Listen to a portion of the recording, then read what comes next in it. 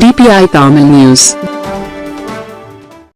ஆடி அமாவாசையை முன்னிட்டு கருப்புசாமி கோவிலில் 108 கிலோ மிளகாய் கரைசலை பூசாரி மீது ஊற்றி பக்தர்கள் அபிஷேகம். தருமபுரி மாவட்டம் இண்டூர் அருகே நடப்பரஹள்ளி கிராமத்தில் பெரிய கருப்பு சாமி கோயில் உள்ளது.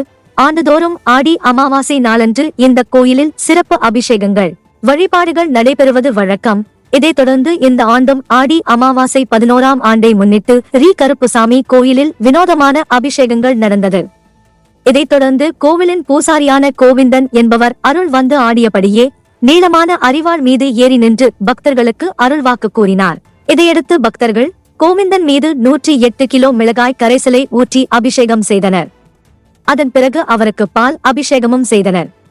மேலும் மதுபானங்களையும் விதவிதமான சுருட்டுகளையும் வைத்து படைத்தனர். அபிஷேகங்கள் முடிந்த பிறகு பூசாரி கோவிந்தன் பக்தர்களின் குடும்ப பிரச்சனைகள் அகலவும், தீய சக்திகள் விலகவும், வியாபாரம் கடன் பிரச்சனைகள் தீரவும் அருள்வாக்கு கூறினார். கோயிலில் பக்தர்கள் ஆடு, கோழிகளை பலியிட்டு நேர்த்தி கடன் செலுத்தினர். அனைத்து பக்தர்களுக்கும் அன்னதானம் வழங்கப்பட்டது.